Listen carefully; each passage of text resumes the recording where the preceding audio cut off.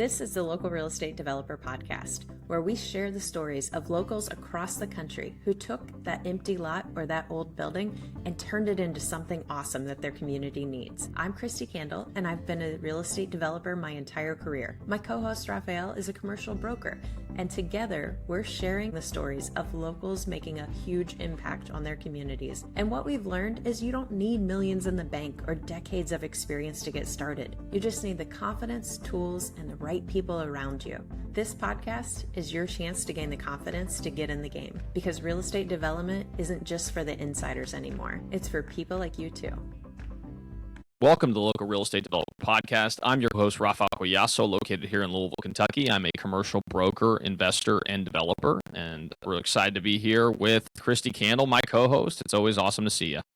Hey, awesome to see you. Yeah, I am down here in Fort Myers Beach. I'm a real estate developer, investor, and I teach locals how to become developers in their own community. And I'm pretty excited today because I found someone on Instagram who's like, whoa, that's a pretty ambitious goal you put out there. You seem like our people. We need to talk. So I would like to bring Alex into the show. Happy to be here. It's good to meet you guys. Awesome. Yeah, great to meet you. And why don't we start with giving a little bit of background on who you are and where you're at? Cool. So I'm physically in Greensboro, North Carolina, and I am a father of five. And my wife and I moved out here about 5 years ago from Arizona. So we both grew up in the desert of Arizona, Gilbert, Chandler area. And during COVID, for whatever reason, we just felt like moving. I feel like that was like a weird phenomenon. Everyone wanted to move. So it wasn't really like business related or anything, but we had spent some time in North Carolina years previous and fell in love with the place and felt like that would be a good adventure. And so, yeah, I've been here for a while. I don't think we'll move away. And so I've always been, either self-employed in some sort of like all commission sales role or launching a business. I haven't had a W-2 since high school. It's just kind of all I know. And, I don't think it's for everyone, but I just don't think I'm employable, wouldn't know how to do it. And so the ups and downs of entrepreneurship, the excitement of it is just, I love everything about it. And so we very recently started a new venture that really isn't related to anything I've previously done. I mean, everything is related in some ways, right? But as far as like the industry and the niche, I mean, I have not done hardly anything in real estate. So to go deep into this niche of real estate and with some big ambitious goals without any real estate experience kind of adds to the adrenaline rush of it, I guess, First off, go Devils. I went to ASU, so I lived out there for quite some time. Awesome. So it's a great community. But second, I mean, I think that you're probably similar to a lot of people that listen to this podcast. I think that entrepreneurship is one that I had an itch from the beginning. Even when I was in corporate America, I was doing side projects and I was getting into just things that I could do to make money outside of what I was doing before, and then ultimately got into fully commissioned role in the brokerage side, and it fits personality very well. Like, it just fits my personality very well. I've really enjoyed that, and having been in real estate for quite some time now, I don't know. I mean, I'm glad that I found it, because I don't know if I would have really had a fit long term what I was doing before. But to your point, what made you decide to pivot away from what you were doing as an entrepreneur and whatever vertical you were exploring to then jump into a brand new industry like real estate? And if you could elaborate a little bit on what your vision is, that'd be great. Yeah, well, in the case of this most recent pivot, life kind of pushed me out the door to force a pivot in a way, because my last startup was something I started in mid 2022, and I had a lot of experience with sales to that point. I had been doing commission sales and running commission sales teams for the previous 10 years, but I had no experience with the fulfillment side of anything we had ever sold. And I'd certainly never managed a construction company, but that was the thing I set out to do. So we had a goal to not just sell residential solar and HVAC units, but to figure out how to do it all vertically integrated. So we were the installer. We, hired and employed the electricians, the HVAC guys, had the trucks. And so that was like a really scary thing to launch into. But if I'm good at anything, it's getting good people, competent people bought into a vision. So that's my cheat code. Like, I think people think I'm maybe some people think I'm a little bit smarter than I am. They probably don't know me super well, but from a distance, the key though, is if you can just get really smart people around you that have an area of expertise, that's like the magic key. But the challenge is being able to convey a vision that will get those competent, high energy, high trust people to leave what they're currently doing to jump into something with you. Because if they're great people, they're probably up to something pretty cool already, right? So I was able Yeah, to pull we're together not an even awesome five group. minutes in, and you already said the key thing that everyone brings up is that development is all about relationships, and it's getting the right people on your team to bring this forward and make it happen. So you're 100% right. You don't have to know every part and facet of development. You just have to bring in the right team members, and then it's not so scary, which you clearly have experience in the last company trying. Yeah, and the thing that's interesting about that is a lot of times the people that are great at the specific skill set they have, like let's say like just a great operator, someone who's really good at like managing complexity of inventory and crews and construction or whatever, they might be one of the best you've ever seen at that thing, but they may not be the type of person that's going to have the idea and just the unique type of guts or crazy to just want to go start something from scratch with no safety net. And that's okay, but there's a place for people that have that thought process, that mindset, kind of the vision, and it's a great pair. And so if you can find those people, bring them in, they appreciate the fact that you've got this interesting vision and hey, we're going to go chart this course because they need that. But then a lot of times the visionary high energy person, is not the best at the detail oriented operation. And so it's like if you can form a team that has the right balance of those different skills, I think it's a dangerous team that could like really pull some big stuff off. So I feel like we did that pretty well at the last company. It grew very quick. So I don't know how much you want me to get into the previous company, but anyways, it Yeah, was sure, yeah. please. So the short version is, I had been selling residential solar for a few years at that point, but only selling. We were just a dealer for other companies that handled all of the hard part. I mean, arguably, sales is the hard part. Depends on who you are, right? The people that are in operations tend to think I could never do the sales. The people that are in the sales, vice versa. But we just knew how to acquire customers. Then we would just hand it off and say, we hope it goes well. And it was the case that we would sell a lot of volume. And then the fulfillment partners, because they had so many different sales partners, they just didn't prioritize our deals as much as we did because we worked hard to acquire the customer. And so when things went wrong, we felt so handicapped in our ability to make it right. We were essentially like calling a customer service line, help my customer. I couldn't really help my customer. I just had to go to the installer and hope that they would come through, right?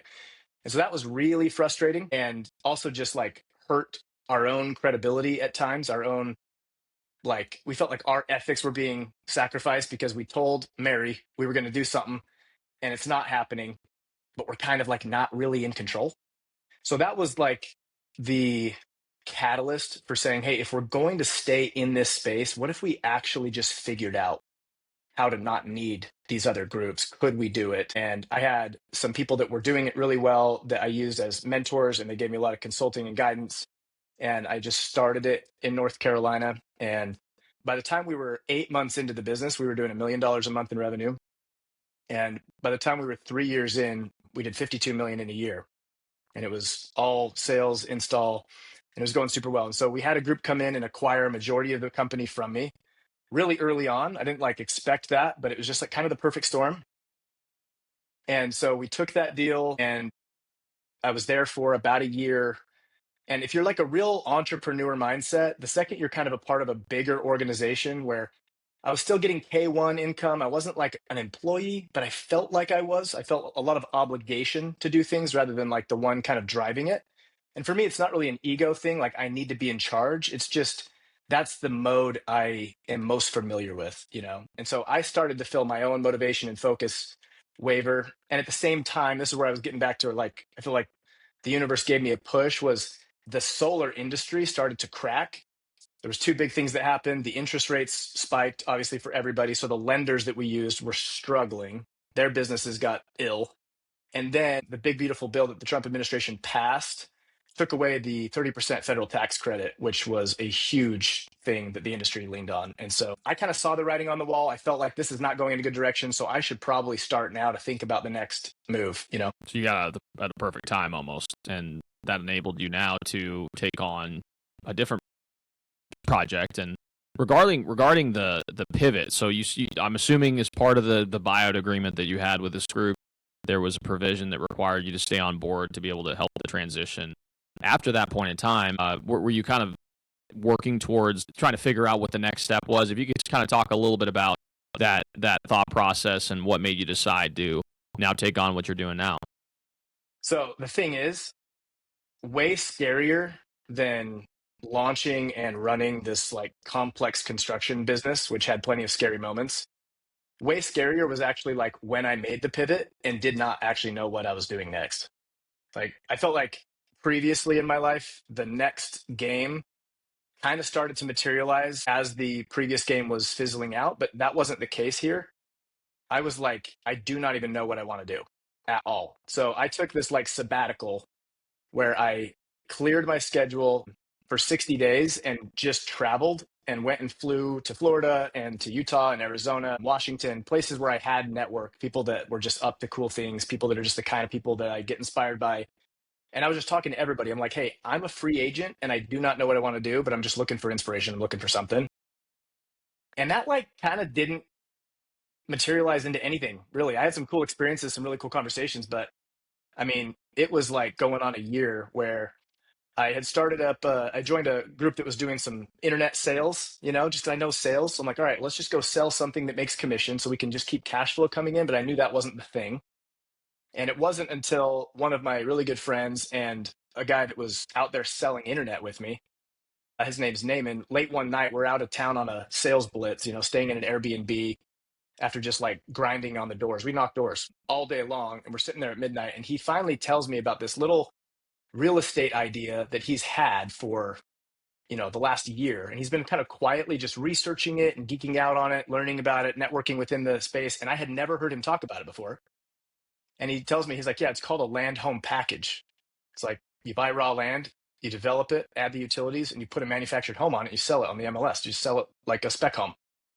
And I'm like, well, dude, thanks for telling me. Like, is this cool? Are we doing this? And so he's like, well, yeah, here's the margins, here's the process. And I was like, okay, let's keep doing what we're doing because we're just selling internet. We were making good money. I mean, there's nothing crazy, but let's just do one together. So let's just like cobble together the cash that we need to just go do one property.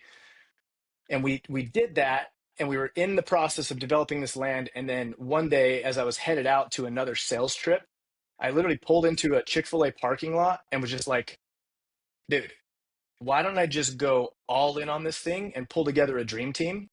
And let's just make like an insane goal and just stop doing anything else that doesn't feel nearly as exciting as this. So I made a couple calls to like exactly who I'd want to be involved. They both basically said yes right away.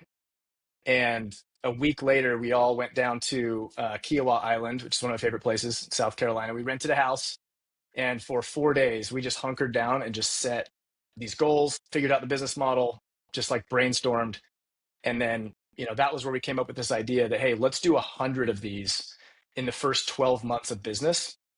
Because everybody we talked to in this niche, which is a pretty small niche, it seemed like the big players were doing like 10 a month. Most people were doing a couple a month.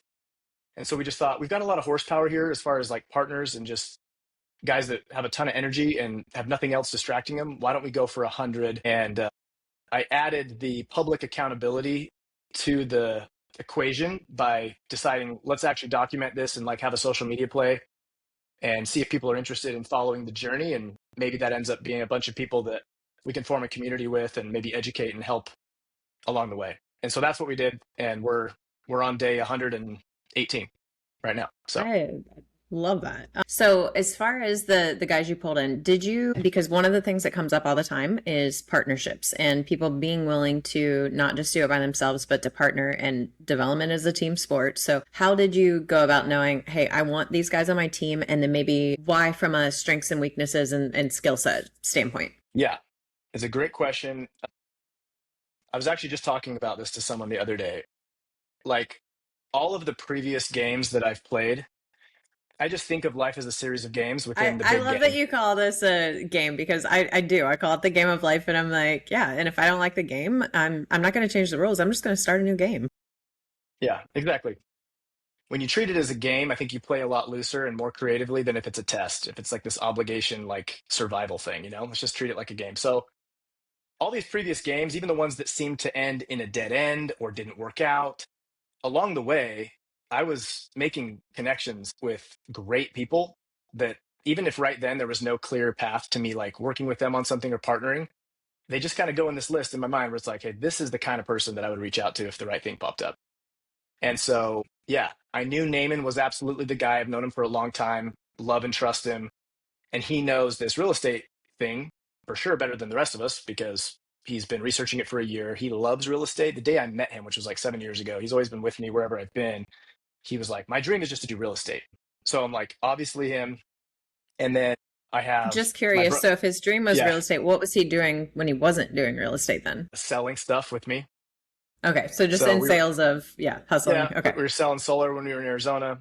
We were selling solar when we Yep. started my company out here. He was one of my top sales reps. And he always just felt like he didn't know where in real estate he was going to Yeah. end up. And And it was just kind of this big mystery. He just knew there was a field. passion Yeah. there. Yeah. So that was obvious. And then as like the main operator, my brother-in-law, Zach, he had been the guy that ran all the construction operations at our previous company. And he's incredible at it. And he happened to be like not a free agent completely. He had a job, but I knew he didn't love it. And I knew it was not a long-term job. And so I was like, I bet I can sell Zach on doing this. And then my other brother-in-law, Benson, we had worked together in the past and we're super close, and he's extremely talented with raising capital. He's a very strategic thinker. And so we put together what felt like the dream team and set a goal and have just been figuring it out literally every day. We're just like figuring this thing out on the fly, but Yep. it's going well. I absolutely love that, and it's very clear in the way that you picked your teammates and partners. It's like, okay, so that makes sense from a family perspective, because there's a saying out there which I don't buy at all, but don't do business with friends or family. What's your take on that? I just think it's kind of an overused cliche. Personally, I've done business a lot with close friends and with family. You know, I have two brothers-in-law that are partners of mine. So I don't know what to think about it. I just don't really resonate with it. I would just say, like, the issue with any partnership or any relationship, if especially money gets involved, usually comes down to expectations not being managed and roles and responsibilities not being clearly outlined, and also like the risk not being clearly outlined. You know, like people need to know if you're starting something, you're going to go develop something that doesn't currently exist. We need to all be eyes wide open that like most of the time these things fail. Like this is not the probability of winning and winning as easily as we might think. I mean, we're fighting upstream to make this happen. So I just think if the relationship is solid enough and it's built on more than this business and the right conversations are had up front, I just think good relationships can take a lot of hits and still be great relationships, you know, whether the business sinks or swims. I completely agree with that. At first, I tried to hold off on that because of what I was told, and I'm like, wait, why am I going to work with strangers and then go be really successful with them when I know that I have rock stars of people that I know how they act in good times and bad times? Like when you have history with people, you know, Yeah. when stuff hits the fan, it's like, okay, this is how you're going to react in this situation. I actually get a lot of my friends and business partners from beach volleyball because you're not going to win every game, and I want to see how you react when you go down by 5, 6, 10 points. How do you rebound? How do you come back?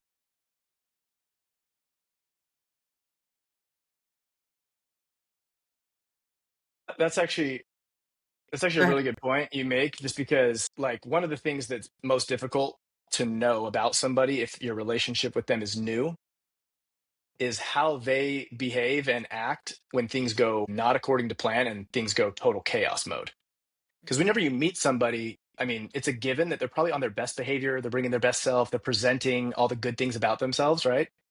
And so if you've been through family life, family drama that happens or whatever, life changes, if you've been through a previous business where you've seen what happens when all hell breaks loose and you were able to pull through it, I mean, man, I would much rather hit repeat on working with them than go roll the dice on someone where it's like, I don't know what happens when things get tough. I don't know what happens when there's no money in the bank account. Like, I just don't know how they're going to react, you know?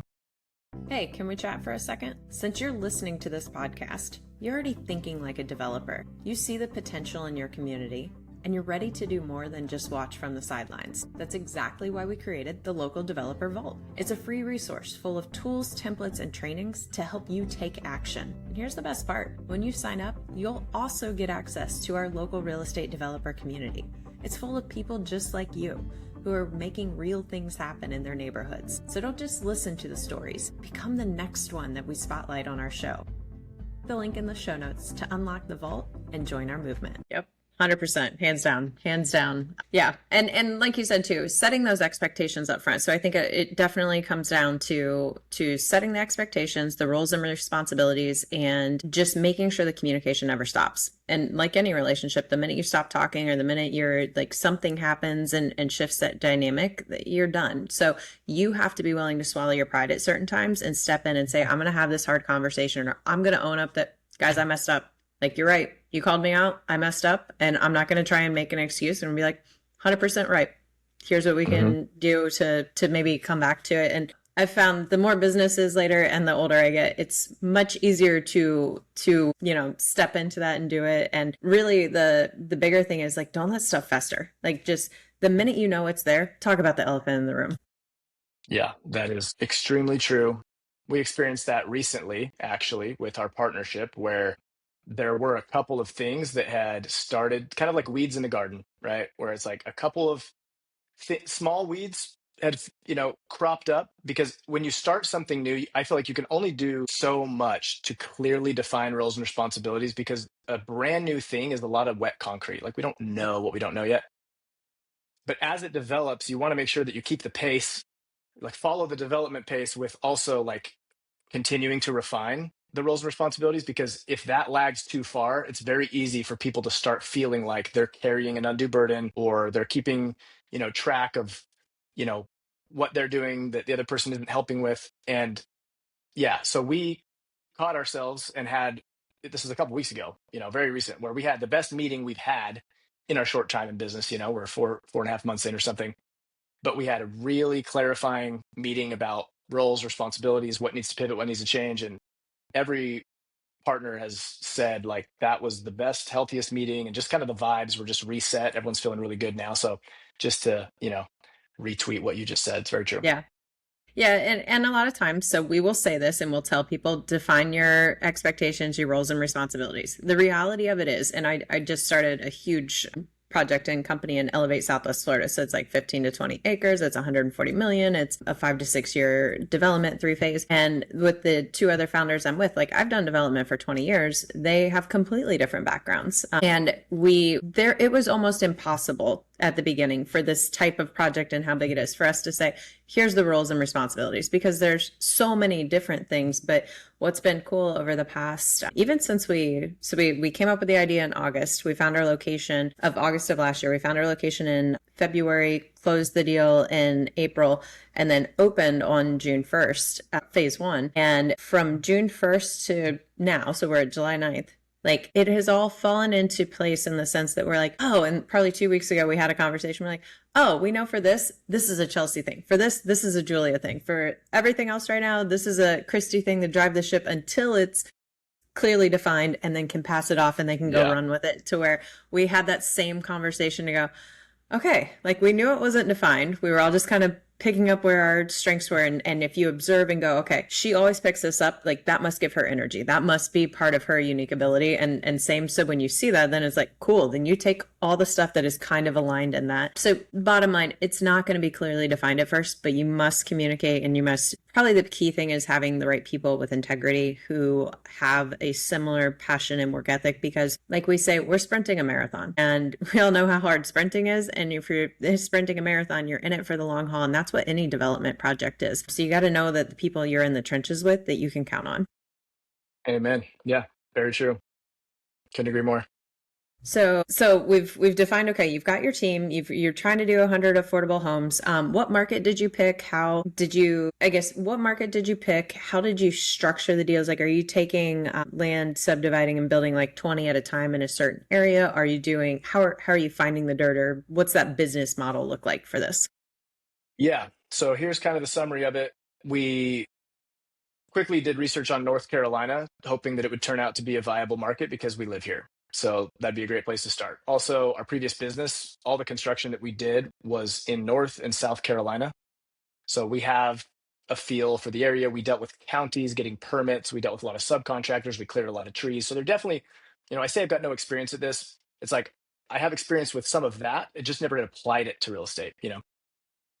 So that's why we chose North Carolina, and then it made sense to just expand into South. And probably the most common reaction I get from people when I tell them about manufactured homes and this model is they think that it's buying big tracts and putting a lot of these close together. I think a lot of people think it has something to do with like mobile home parks, and it really is not that at all.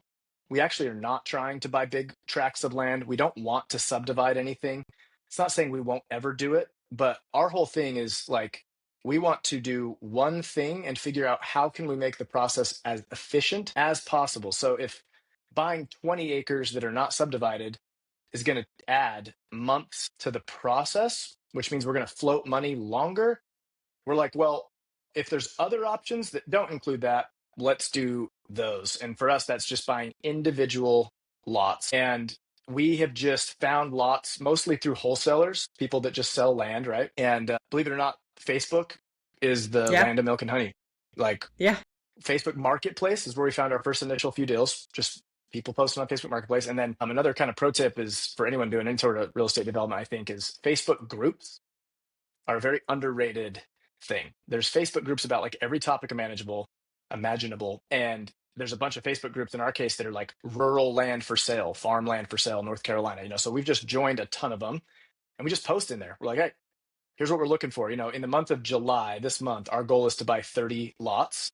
And right before we started this, I got a text from someone on our team. We just put our 8th property under contract in July, so 8 out of 30. So we've got, you know, we're on pace for the month. But anyway, so when you announce that, you're going to get a lot of people that for a living, they sell land. So they love Yep. you and they're going to be sending you leads. And so the game has been how to like filter those leads, underwrite them, because we get a lot of stuff that we don't want, right? We get a lot of weird leads coming in. So we've done some Like work it's to not try to buildable. make You that a don't have process. utilities. Yeah. Yeah. Someone sends me like a townhome that was just built. I'm like, what are we doing with this townhome? Like, we're looking for land. I mean, so yeah, so we go under contract on the property. If it looks good enough to go under contract, which for us is basically we confirm that it's zoned for manufactured homes. And then we look at the comparables in the area to determine if other manufactured homes have sold in the last year, new manufactured homes.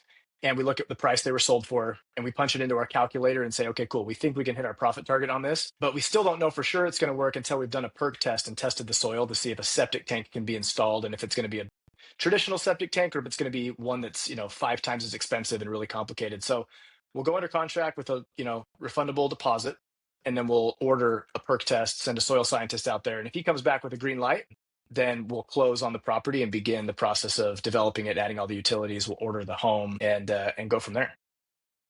I love that. So being able to find them individually, that's where Facebook Marketplace wholesalers, and yeah, agreed. The land flipping groups are great for that because yeah.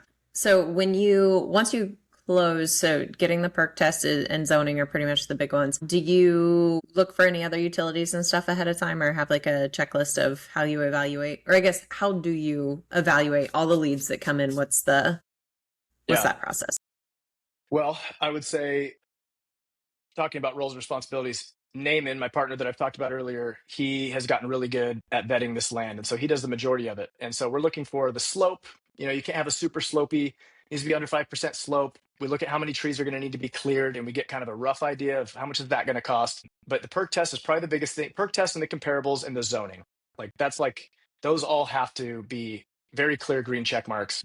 Now, if we come across the property that happens to already have a septic tank, and it's not crazy old, then that looks really good because we're going to have it inspected. If that thing's still good, sweet. We don't have to do that. Sometimes we'll find properties that have county water. And so that's just going to be a hookup that we have to do instead of digging a well. So those properties are more rare, but we have acquired some. And that's just like kind of a home run because it's just going to be in the process is quicker and easier. But typically it's dig a well, install a septic, have the electric company come and run power to the lot, clear the land, grade the land. We kind of just have this whole order of operations. And then we order the home from the facility. And we have a company that we have a few different companies that will do the setup for us. So they'll actually take this thing off the semi truck, put it on, merge the two halves of the home together, right? Because these are double wides. They'll put it on the footers, the foundation, do all of that. And so it's a process. We've learned a lot. We've made some mistakes, but so far the mistakes have all been survivable. They haven't been crazy expensive. It's just been things where we're like, cool, we're not going to do that again. And we have 3 homes now placed, and 2 of them are very, very close to being listed on the market. We're hoping by late next week we might have those listed for sale. And then total, we have 40. Well, before today, we had 46 properties in the pipeline, and we've added a couple more today. So we're getting close to 50. And that's North Carolina, South Carolina, Florida. We now have 6 properties. And then Georgia, we just got our manufactured home license there. We haven't yet bought a property, but we want to be in Georgia as well. So, do you use the same builder for the manufactured homes that goes to all areas, or do you find a different one per state? There's really not that many manufacturers out there. So Clayton Homes is the one most people have heard of. And then Cavco is one that's a little bit less known, but we like them a lot. So there's different facilities is what they call them. It's a factory. And each facility or factory has their own series of home, their own product line. And they have their own sales rep that you work with. It's almost like a little mini, you don't just do a deal with Clayton. You do a deal with Clayton in Rockwell, North Carolina, and the people there. So we would call around, get to know the different facilities. What products do you offer? Someone might only offer a really high-end home that isn't really our sweet spot. So we're not going to work with them necessarily right now. But we found a few facilities that are kind of our go-to, Cavco and Clayton, and they're great to work with. It's cool. I've toured these facilities. It's insane. If you've never seen a manufactured home facility, it's a cool field trip. They literally How make long do like they 10 take homes a day. to, yeah, One day. so one day they can print out or make They'll out a bust home? out 10 homes in one day, like completely finished. And it's just like this huge assembly line. So it's like Yeah, they just start with the floor and then they move it. And by the end, there's a home with recessed lighting and appliances and someone in there like vacuuming the carpet like every day. It's insane. It's cool to that's see. awesome. So being in Fort Myers Beach, we got wiped out by the hurricane in 22 with Hurricane Ian. And so some of the building back is, of course, the mega mansions that are waterfront, but in other areas, we're using modular to where Affinity out of Georgia does that. And they can basically, theirs is 21 days in the factory, and then they ship out. So like a 1,700 square foot home ships in 4 modules that can drive in trucks, and then they come Mm-hmm. and they take the crane, and it's about a 3.5 hour process. And they put each of them up and put them together, and then they pop the trusses up, they connect it, do the utilities. And yeah, it's very awesome to see technology and construction going this way, because otherwise, like your plumber and electrician, they're all in the field when it's raining, when it's hot, your roofer, like all the conditions you're mitigating to where. And maybe also touch on the cheap aspect of it's not good quality, because that's one of them. Yes, it can be known for that, but that's not necessarily true all the time. Yeah, no, that's a key point to make, because we are combating some stigma for sure, right? When people hear, and there's a lot of terms used interchangeably, but they hear mobile home or trailer, manufactured home, modular home. Most people don't know the difference, and most people are thinking of, some mobile home that was built in the 80s and it's, a tin can, poor quality. But regulations have changed, things have changed to where these are like builder quality homes, and they're HUD certified. We're able to get people can buy these with a traditional mortgage, which wasn't the case in the past. And there's some fine details to things we have to do from a development standpoint to make sure it's eligible for a traditional mortgage. But whenever people are kind of like naysayers, like I've been trying to post documentation of kind of the journey online, and I'll always get comments. People are like, cool, so you're just putting ugly trailers out there. And I'm like, look, you just need to pull over the next time you drive down a highway and see like a Clayton Home Center. There's a bunch of them all throughout the country. Just pull over and just walk through one, and then let me know if your opinion did not change. Because you'll walk in, you're like, dude, this thing's got accent walls, stainless steel appliances, like cabinets that go all the way to the ceiling, a jetted tub, 4 bedrooms. Like a family could live here, and they could live on an acre or two, and they could do it for 220 grand or something. Compare that to their other options. Are they going to get that much land? Are they going to get a brand new home? Are they going to get a home with 4 bedrooms that's in their price range? Especially right now, like it's just the gap is widening so dramatically between what the average family can afford. And so they're just downgrading their expectations as far as like space and it being new and land. And so we're passionate about this from that standpoint, which is like, we're actually offering a really quality product that people are extremely hungry for. And affordable housing is something that is not really argued about, like it's not a partisan thing. You don't have who doesn't agree that there's not enough affordable homes. Like everyone agrees. Yeah. And so that's another kind of like, I think pro tip anytime you're looking to start anything is if you can go tackle a problem that is widely agreed upon as a problem, you don't have to convince people it's a problem. That's like going to be some wind in your sails. And so that's what I like about the affordable housing thing. Yeah, 100%. It doesn't matter what community I lived in or am working in, they all have the same challenge of there isn't enough housing for teachers, for firefighters, for police officers, for city workers, Mm-hmm. for servers, for bartenders, for the people who make communities run. You can't Seriously. there isn't enough housing. So it's actually from a job and recruitment standpoint, it's actually a huge issue that a lot of communities have because they're like, I really need this city engineer. I really need this firefighter. I really need this teacher. Oh, and they're Yeah.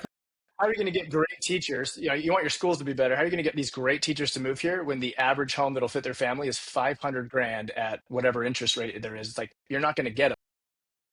So you're exactly right. Yeah. So it's coming up with solutions like this and it's changing the stigma because we also like you say affordable people go, okay, Section 8. And it's like, no, it's actually attainable housing. It's a way that somebody who doesn't have to spend their entire monthly salary to get a home to live in, just to have a roof over the head and feel safe. So it's finding solutions like that. And it's not a one size fits all. We need pocket solutions like this that fit in different markets that can help bridge that gap. So definitely love that for sure. So from a financing standpoint, and I know because I've looked into this in a couple different markets in Reno and in Florida, and you had mentioned HUD certified and different lenders. What are you guys doing to be proactive to make it to where the people buying it have the easiest path forward? Yeah. Well, we partnered with someone that has been in mortgage lending for a long time and is kind of a specialist at helping people get approved that might be kind of right on that line. And so, yeah, again, kind of back to the first thing we said, like go find experts and make them part of your team. So we got really fortunate to find someone that was willing to be both a funder of projects for us, like an investor, and be our exclusive lender, like a preferred lender. Just like you'll have builders out there that say, hey, buy our home, you can use your own mortgage company, but if you use our preferred lender, we've got some perks. Yep. So I don't know if that's really been done at scale with manufactured homes. We're going to try it. I think it could be cool. And so, yeah, it really shouldn't be much different than someone just applying for a 30-year mortgage on a spec home that was stick built in a subdivision. And so we'll see. That's part of like kind of the next phase, though. We haven't sold one of these things yet. The financing we were more concerned about was our own financing. Like, Right.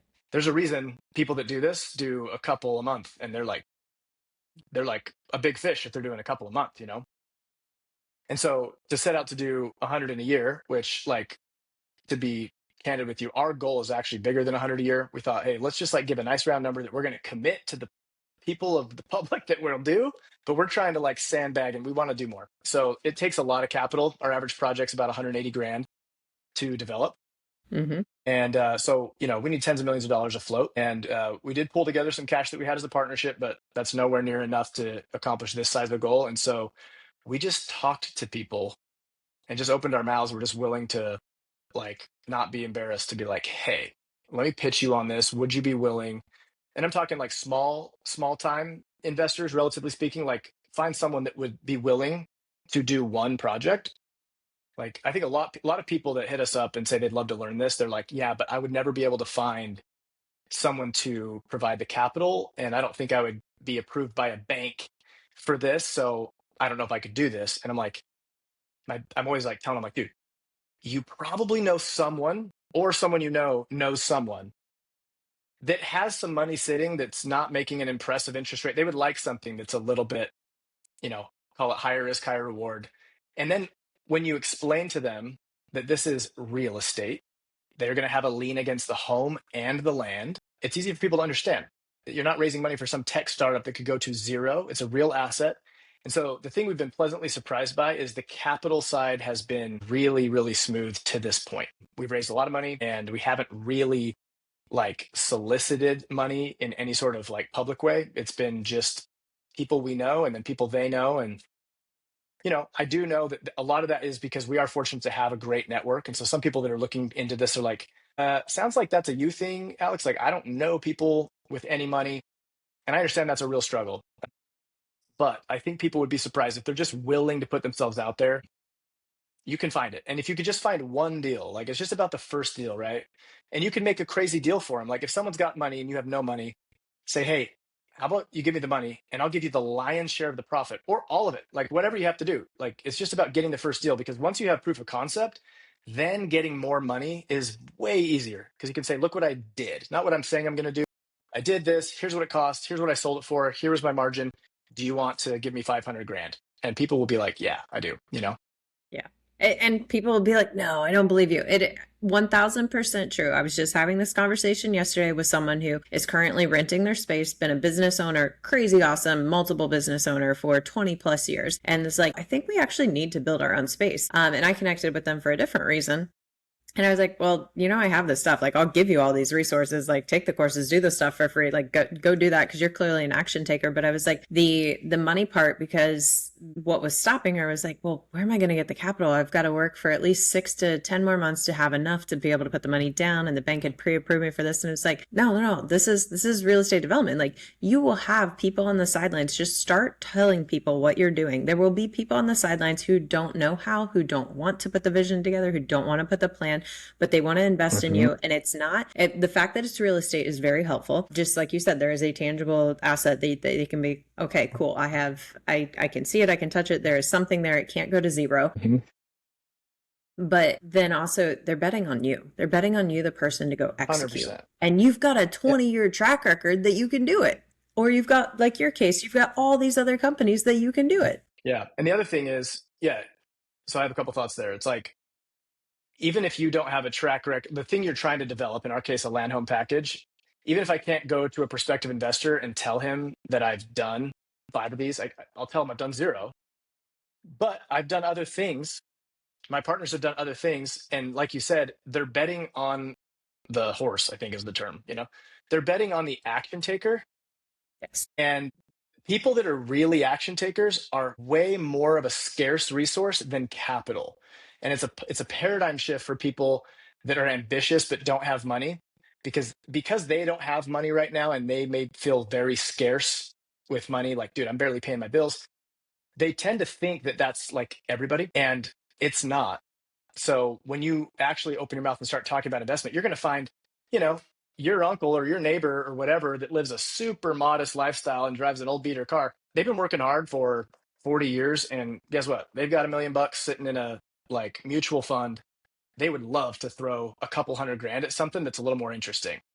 Right. And people just need to take an effort to be an action taker, show people by the way you live and other things you've done that like you're for real. And then the capital is actually kind of the easy part. It is. And being the action taker, because there are so many people who say they want to do something, their actions don't prove that. It's like, if you truly want to do something, your actions will back that up and you'll go make it happen. And it's, very, very, very few people will do it. So you already are setting yourself up there.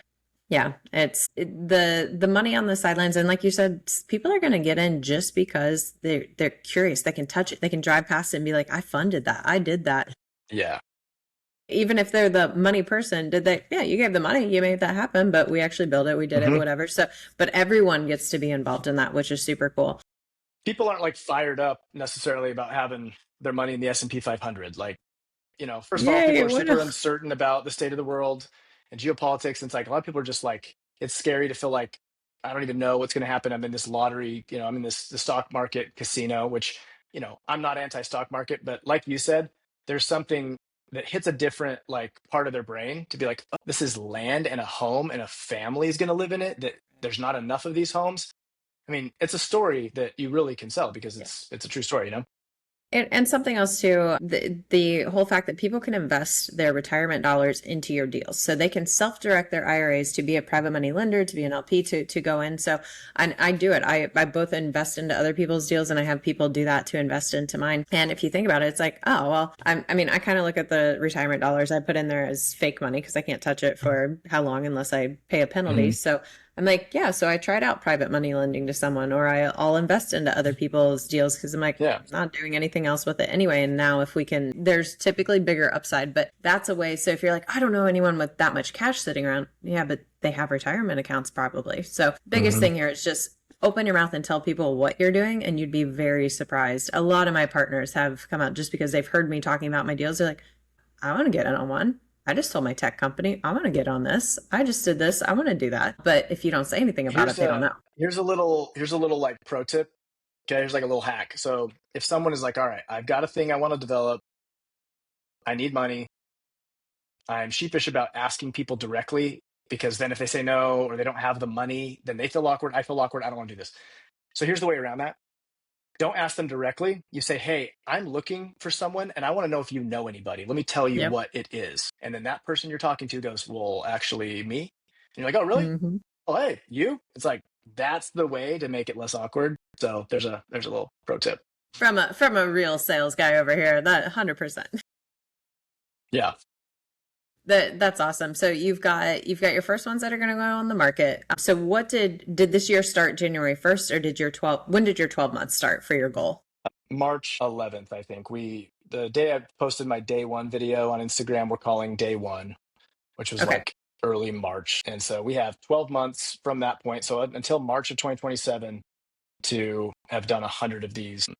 So yeah. And to take full cycle, what is that like from the time you see the deal, you go ahead and vet it to it being done? Is that a 4 to 6 month process? Is that a 3 month? Like, just ballpark. If we suck, it's going to be 5 months. If we're good, it's 4. And if we can really get efficient, we can get this thing closer to 3. And is that to actually sell, or just to be in a contract to sell and then go through that next 30 days? Yeah, it depends on like how you want to count it. Yeah. We tend to talk about from the point we close on the land, right? So we go under contract, do due diligence, but we close on the land to when we go under contract with a buyer is one way to look at it. That should be 4 months. Yeah. Yeah. I actually think it's more from closed on the land to closed purchase on the home. I really think 4 months is still realistic in some of these areas. So again, some of these things are still theory, but I would also just add this, like, as much as I talk about be an action taker and figure things out, even that you don't have experience doing, like just go for it. I want to add like there's a disclaimer that's important to add, which is you don't want to be a pioneer. Russell Brunson said, you know who the pioneers are because they have arrows in their back and their face in the dirt. So if there's other people that know how to do this, you need to glean as much as possible from those people, because there's no reason to go make mistakes they've already made. If you can pay for their time, if you can somehow serve them and add value, some people are just really willing to just share advice for free because they just love to help. So we went and paid for a course. We called and just Facebook messaged everybody that we could find that was doing this. Like, hey, can we get on a call? And people are like stoked to give you advice and tips. And there's been some like invaluable things they've told us that would have totally like been a disaster if we didn't know. So yeah, you got to combine, like, go learn from people that are doing this, but then also don't think that you have to have 10 years experience like them before you take action. Like, you can do both of those things, Yes, that is great advice. And it's, you don't know the landmines you don't know. So getting out there and finding that mentor, and people are like, well, how do I find a mentor? How do I, whatever, being on the other side of it now, it's like, if you show me, if you ask me questions, I will give you time. If I see the right characteristics, I will give you time initially. If you go out, do something and report back and go, oh, I got to here, I pushed it to here, and now this, and now I, what do I do here? I would literally keep pouring into people, not getting a dime out of it, because I'm just like, oh my gosh, you're doing it. Like, you just need someone every time you hit that you need a backstop to go, oh, here, I can keep going. And like, we just need more people that take action in this world. So finding that mentor, finding that people, like, there are so many times people will give me a call and I'm like, oh yeah, I hit that development thing. Like, here, try this, and this, and try and work around it. And we are more than willing to share our information, just because it's like, we already had to learn it the hard way. We learned from the School of Hard Knocks, or someone else gave a handout to us and said, hey, here, this'll do it. So of course we're paying it forward. Well, it's also counterintuitive that a lot of times when the newbie or the rookie is reaching out to someone who's experienced, you may think like you're just being a nuisance to them or something.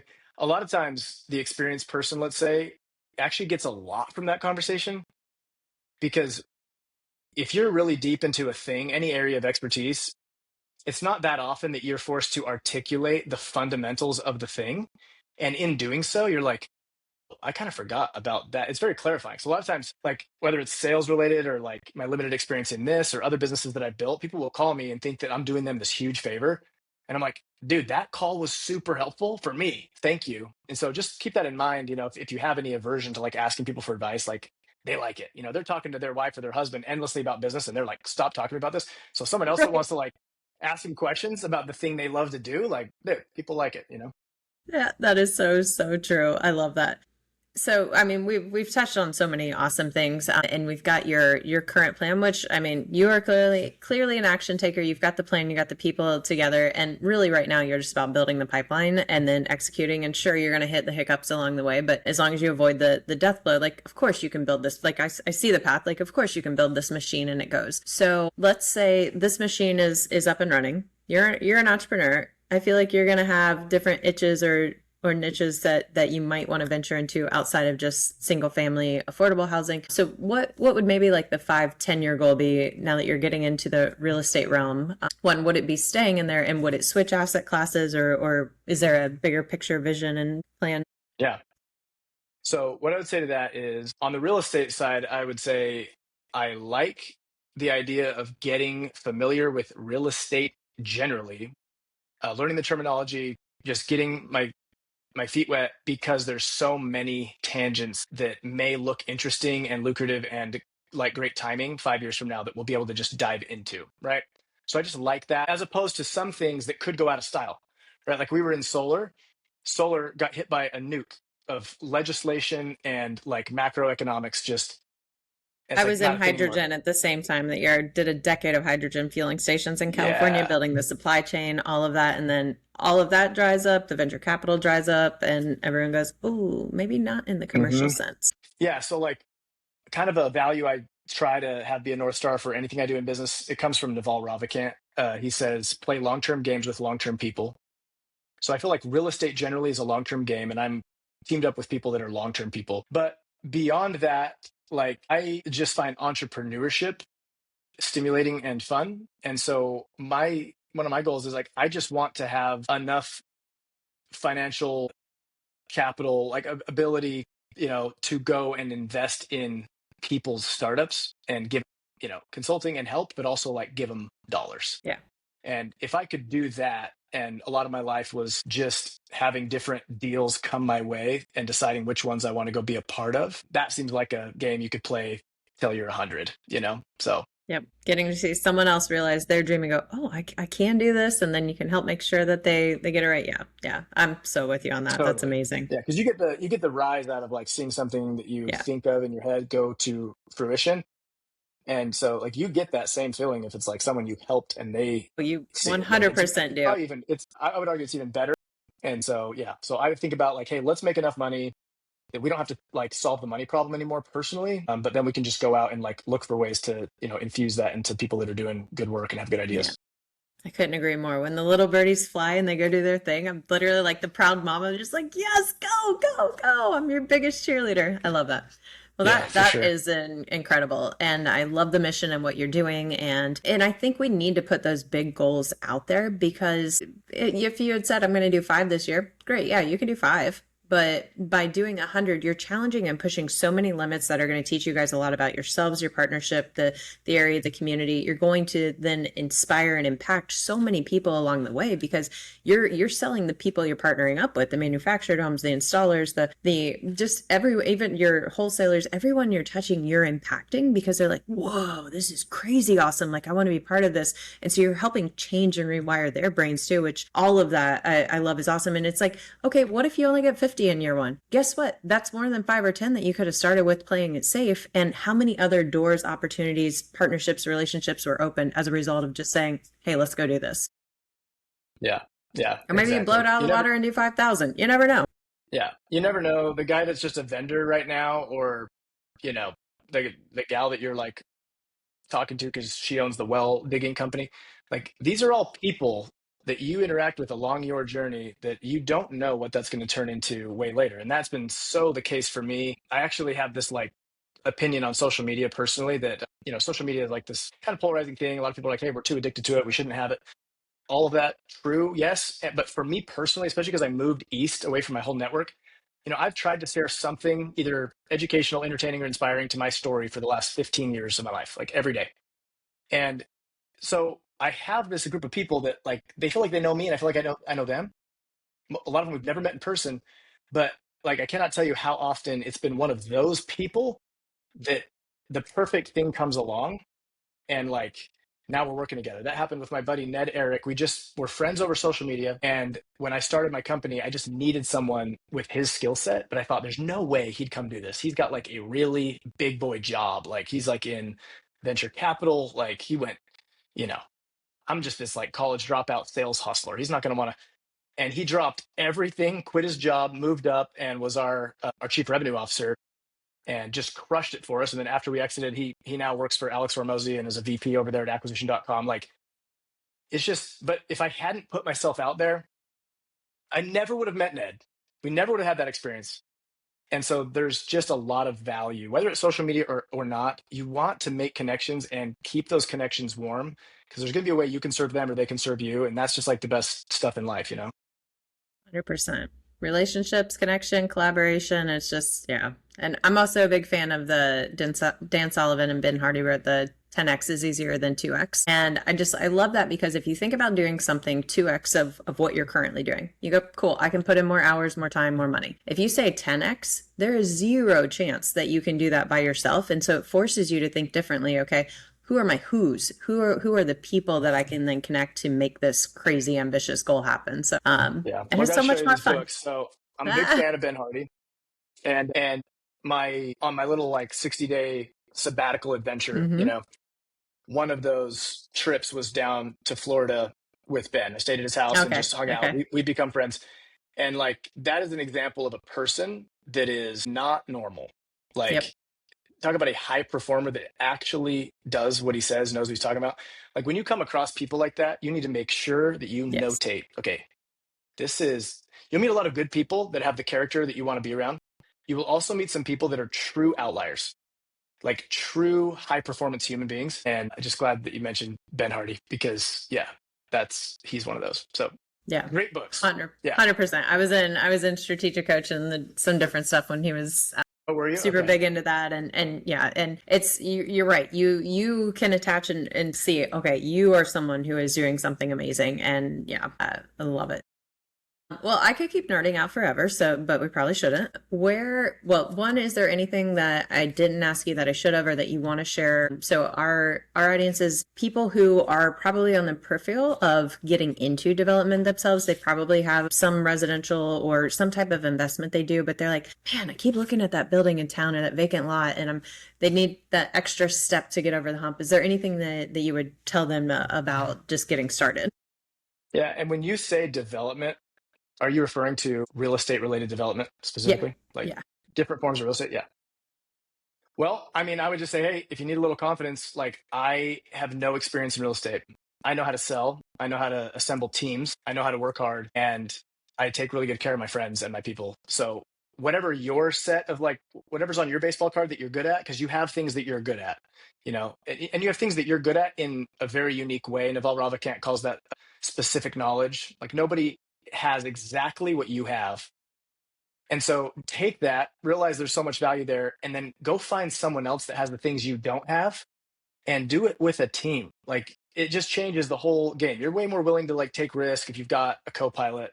So I would say you don't have to go do this alone. That can help.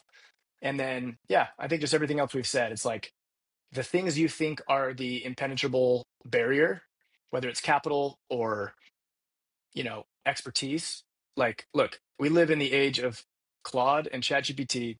Information is not a scarce resource. It's action takers and people that are willing to take risk. And another thing, I don't know, I keep mentioning Naval Ravikant. I don't know if you know who that is, but legendary. And he just been on my mind today because I just reread his book for probably the fifth time. It's called The Almanac of Naval Ravikant. And he says that in a modern society, he says upside is virtually unlimited and downside risk is limited. Like in America, if you go full send on something and it goes completely wrong, as long as you avoid total ruin, which is like life altering injury or death, or like prison, right? Like, so you can't You avoid total ruin. Don't get involved in things that could sabotage your name and your credibility forever, take away your freedom, commit crimes, hurt people, hurt yourself.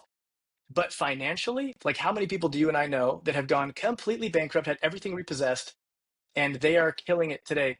And they might Right. have had And it then happen they multiple times. go, yep, exactly. Those are just called cycles. But it's so contrary to like our whole wiring. Like we're just like, don't risk things. But it's like life is risk anyway. The person that's got the W-2 job that thinks, hey, business is too risky, like doesn't fully appreciate the fact that they are an expense item line that someone's going to come along and fire them. Like, Yep. At so some I would point just they're say, cutting it. Yeah.